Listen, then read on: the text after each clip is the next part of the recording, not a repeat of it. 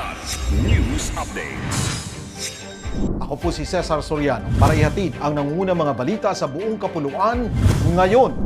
Kusang sumuko si Cavite 4th District Representative Kiko Barzaga sa Dasmariñas Component City Police Station nitong Lunes ng gabi, April 30. Kaugnay ito ng mga kasong cyber libel na isinampa sa suspendidong mambabatas. Sa bisa ng warrant of arrest na inilabas ng Makati City Regional Trial Court Branch 147, ipinag-utos ang pag-aresto kay Barzaga na nahaharap sa 8 counts ng paglabag sa Section 4C ng Cybercrime Prevention Act.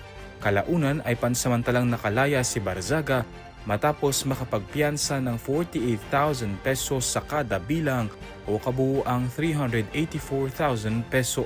Hindi pa malinaw ang detalye sa complaints o ang insidenteng lumabag sa batas. Bagamat matatanda ang sinampahan ng multiple cyber libel complaints si Barzaga nina business tycoon Enrique Razon at House Deputy Speaker Ronaldo Puno nitong taon. Tinukoy ni Department of the Interior and Local Government o DILG Secretary John Vic Remulla ang 3 pangunahing suspect sa hazing sa Philippine National Police Academy o PNPA, habang nadagdagan pa ng 4 ang direktang sangkot batay sa lumalawak na investigasyon ng Philippine National Police o PNP.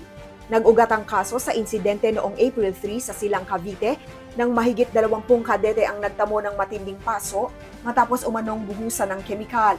Arestado ang 3 sa mga suspect na third-class cadets at nahaharap sa kasong paglabag sa Anti-Hazing Act. Pinangalanan ang mga arestadong kadete na sina Mico Legarda Escalante, Harold Loco Hehe, Lance Elroy Hinteran Gay Ramon. Bukod dito, 48 pang mga kadete ang may sugat at sinusuri kung bahagi ng hazing o training. Samantala, 9 na opisyal ng PNPA ang inirekomendang isailalim sa pre-charge investigation dahil sa posibleng lapses. Giit ni PNP Chief General Jose Melencio Nartates Jr. mananagot ang lahat ng sangkot. Sugatan ang 4 na katao sa isang pamamaril na naganap alas 7:40 ng gabi noong Abril 13 sa pantalan ng barangay Upper Port Holland, Maluso, Basila.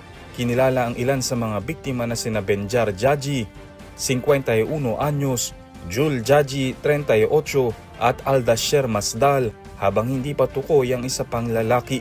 Ayon sa pulisya, bigla na lamang silang pinaputukan ng mga hindi pa nakikilalang sospek na sakay ng 2 motorsiklo bago tumakas.